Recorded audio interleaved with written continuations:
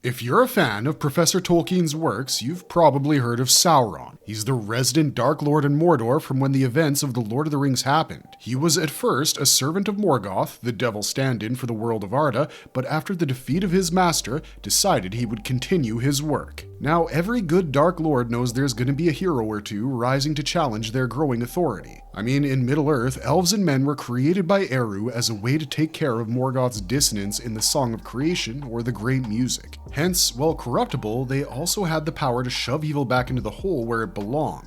Thus, since he knew defeat was impossible to avoid, Sauron decided to have a trick up his sleeve and created the One Ring. Another part of it was that he wanted to control all of the free people using his One Ring as the Master Ring, while the rings he had gifted each race corrupted them. Nazgul, anyone? So he poured himself into the One Ring, and then the alliance of men and elves defeated him. But Isildur refused to give up the ring. The ring led to his death and found its way to the Shire, where it corrupted Smeagol, and eventually in the Third Age was found by Bilbo Baggins. Now, Baggins was too good a fellow for the ring to be able to corrupt, but he did get possessive of this artifact. And when Gandalf showed him that, Bilbo left the ring to Frodo, his heir and nephew. Frodo, with his steadfast friend Sam, yes, the same Sam who many consider the true protagonist of Lord of the Rings, would eventually defeat and destroy Sauron. But is Sauron really gone? Or does he have another One Ring waiting in the murky darkness? And why was he a giant eye of fire when in previous ages he had turned into a vampire and even a werewolf? Well, in this video, we'll take a crack at all that and more, so let's get right into it. But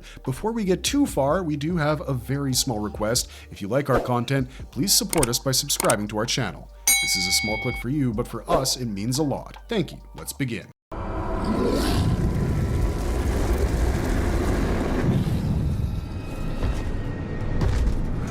My lord. How Sauron came into being. Was Sauron always evil? Not at all. In fact, just as Melkor was the greatest of the Vala, Sauron was the greatest of the Maya who served Aul, the smith, called Mahal or the Maker in Dwaro lore. Sauron was pretty mighty himself in said lore. Myron, as Sauron was called back then, learned much in the art of forging from his master and was as Eru had created him. Good and trustworthy. He was known for his love of order and dislike of anything wasteful. Wait, dislike of waste? Does that mean Sauron was a climate advocate? Well, no, because Middle-earth didn't have a climate crisis, and Sauron wanted order to such an extent he forgot about free will. He thought if he dominated the world, it would benefit others, so he joined Morgoth in secret. But why Morgoth? Didn't he want to claim Middle-earth for himself? Yes, he did. You've probably seen our video on Morgoth, dear fan, but Sauron thought Morgoth could help him increase his natural power, and like Tolkien often shows, power corrupts. Eventually, gain of power overshadowed any good Myron had, and he became the secret agent of Melkor amongst the Valar. When strongholds were made by the fallen Vala in Middle-earth, Myron openly joined Melkor and became his chief agent. Thus, Sauron was born. See how something good can eventually rot if not paid attention to? The path to hell is often paved with good intentions, echo chambers, and all that. But now that we know how Sauron came into existence, let us see in detail his fall from grace.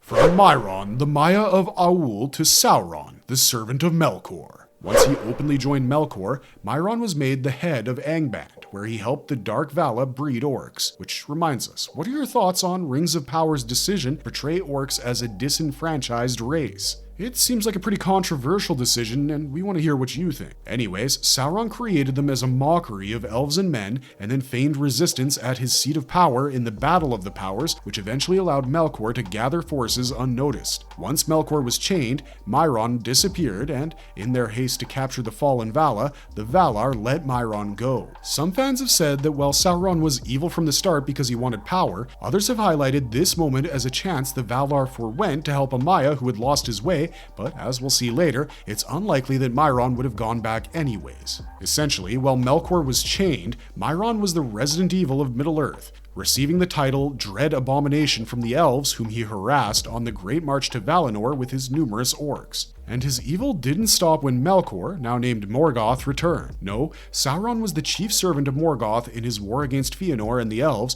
who had several forms and immense power. When Morgoth turned his attention to the corruption of men, Sauron, with a host of Balrogs, went after the elves and took over one of their islands and named it the Isle of Werewolves. Yes, as we touched upon in our video on Sauron's many forms, Sauron himself was in wolf form here until Luthien defeated him and he escaped in the guise of a vampire. But how did he cross paths with the elven beauty? Well, that is to the famed lover of Luthien, Beren himself. Sauron slew his family under Melkor's command, even torturing others to gain information about his targets, but somehow Beren still managed to escape. After news of this and Beren's mighty deeds reached the Dark Lord of Middle-earth, Morgoth, Sauron was sent after the man. In the quest of the Silmarillion, this introduced him to the Wolfhound of Luthien, who gave him what for. Essentially, Beren and Finrod were captured and tortured until Luthien came to save them. More details are shared in our video on the many forms of Sauron. This defeat was almost the death knell for Sauron's interventions in the events of Middle-earth for the First Age, but boy, he had tried on many guises for himself in that time. Well, once again, the exact details can be found in our longer video on this topic. Here's the short version.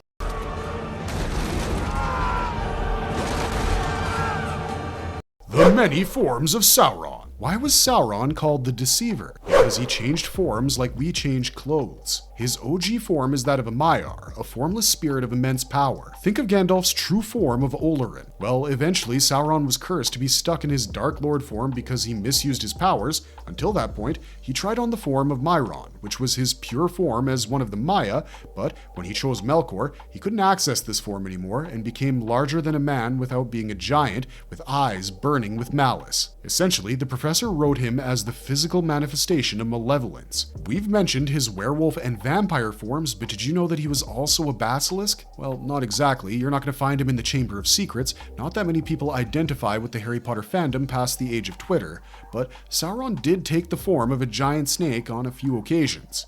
Yet, not all of his forms were animalistic or even foul. To trick Celebrimbor into allowing him to forge the Rings of Power, he took on the guise of Anatar, or the Lord of the Gifts. In Rings of Power, this coincides with the time he tried to deceive Galadriel by posing as the King of the Southernland. Next up, timeline-wise, we have Sauron's physical armored form, which has been described as impressive and intimidating. This was the pure evil form that brought the doom of Numenor, but was also defeated by Isildur and his allies. After this, Sauron fled as a script and returned near the start of the Third Age as the Necromancer in Dol Guldur. Near the end of the reclaiming of the Lonely Mountain and the Battle of the Five Armies in The Hobbit, this form fled to Mordor, and we see the reclaimed form of Sauron, which communicated with Saruman, causing the fall of the White Wizard. And of course, we cannot forget the red eye of fire that was the Eye of Sauron, which almost found Frodo and Sam before the One Ring met its end. So there you all go, fans, the many forms of Sauron the Deceiver. But what is his true form? Is it Mairon, or is it the armor? Let's see what you all have to say. Peeling back the many layers of deceit to reveal the true form of Sauron. Well, we can argue that the real form of Sauron would be the same as the other Maya, a formless, shapeless spirit of immense power. Yet, if you wish to know the creature under the armor, the form Sauron was cursed to remain in, that's a different matter. We know he has black skin and only 9 fingers after Isildur cut off the One Ring was on, and that he's tall but not giant, despite his portrayal in the movies. His eyes hold intense malice. Perhaps this is a futile discussion, for evil as he was, Sauron can never be described in words other than dread given shape. And anyways, Sauron is known for his deeds, which have nothing and yet everything to do with his form, such as pouring much of his essence into the One Ring. But why and how did he create it? Where did he come by this knowledge? It's time we take a look at that. How did Sauron know how to craft the One Ring? Well, like we said, he was a Maya, or a disciple of Aul, the forge god in Arda. Now his powers, knowledge of magic, and skill in crafting and forging jewelry and items just seems logical, doesn't it? Sauron didn't need the ring, as fans have noticed, as he could overpower the elves and their armies with sheer numbers at one point. Yet, he feared they were too wise and regal for him to corrupt, and thus created something so potent, with his will inside of it, that it could be used to control the rings that the elves desired and impose his will on them. Eventually, this turned into a fear of the One Ring being used against him, which ultimately led to his doom. How, you ask?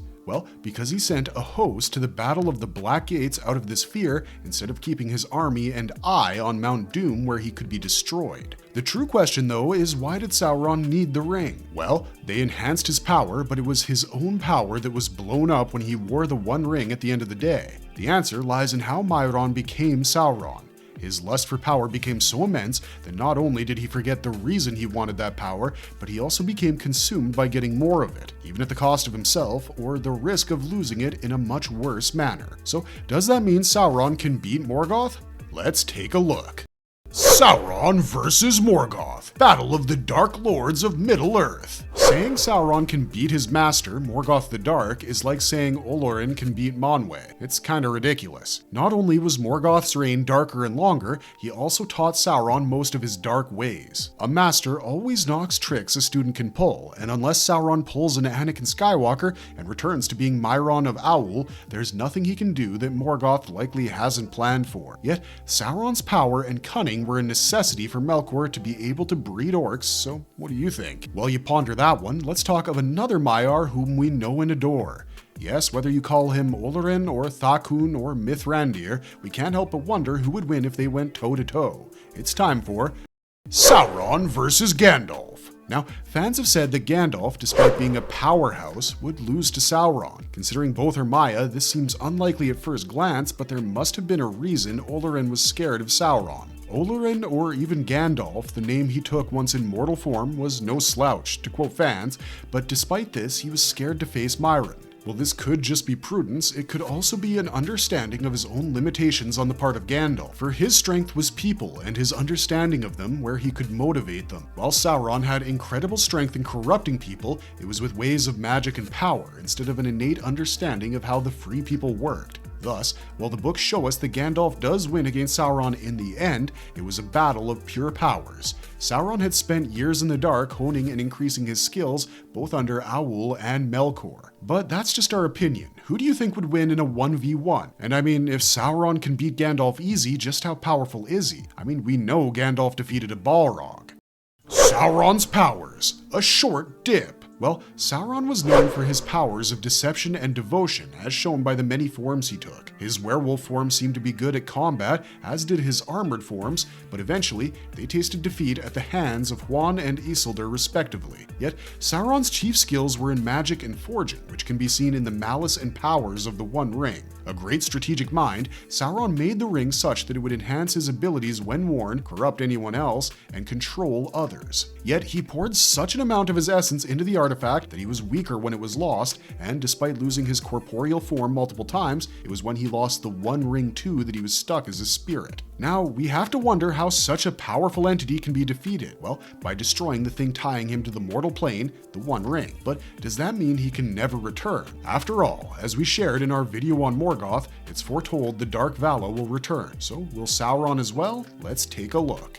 What happened to Sauron? Will he return? Well, first, let's see how his physical body was destroyed. There was a land of men called Numenor, and they had a great king whose armies rivaled Sauron's and even defeated the Dark Lord and chained him. Using his cunning, Sauron tricked the king into thinking he had Numenor's best interests at heart and rose through the ranks until he convinced the king to attack Valinor itself. Yes, this is why Eru folded the world such that only elven ships can find the Undying Lands. King Ar-Pharazôn did mess up. This led to Sauron returning to Middle-earth and the alliance, which resulted in him losing the ring. Thereafter, he stayed on as a wraith, but his presence was felt keenly again in the Third Age in Dol Guldur as a necromancer, and when forced to flee from there, he took residence in his old haunt of Mordor. Gondor, the last of the faithful Numenor, had by now lost its king, but with stewards like Boromir and Faramir, would still be a challenge to the Dark Lord, especially after Aragorn revealed himself to Sauron. This was part of Gandalf's plan. To ensure Frodo and Sam had a chance to destroy the item keeping Sauron powerful, aka the One Ring, he decided to trick the Dark Lord by taking a small host to the Black Gates of Mordor. Seeing such a small army, Sauron would assume their leader was using the ring and come to reclaim it. This would be enough distraction, and while it could prove fatal to the small host that went, there would be enough warriors back home in Gondor for a last stand should the need arise. The plan worked when Gollum took a dive with his precious, the One Ring, into the fires of Mount Doom. Now, Sauron was left powerless and shapeless as a dark malice hovering over Mordor. A great gust of wind blew him away, and well, just like Melkor, he cannot be destroyed. Being one of the Ainur, his essence and mind were too scattered all over Middle-earth to be able to form a threat. Although some fans feel that, much like his master, he too could corrupt the hearts of the free people, yet most fans think Sauron will never show his face in Arda again. Not until the remaking of the world, at least. So there you have it, folks. All about Sauron. This means it's now time for Marvelous Review! Sauron the Deceiver is a famous Dark Lord, of that there's no doubt. While some might perceive him as passive in the events of The Lord of the Rings, other fans have asked their peers to read the Silmarillion to see the true powers and cunning of Sauron. Regardless of how fans see him, Sauron was a powerful Maiar who fell from grace due to his need to put things in order and lust for power without realizing that everyone has their own sense of order. There's a lesson for us all there, as in the story of Melkor, which reminds us, have you seen our video on how Melkor became Morgoth? You should subscribe and check that out. This is Wizard Wheezy signing off for now, but thanks for watching, stay safe out there, and have a marvelous day.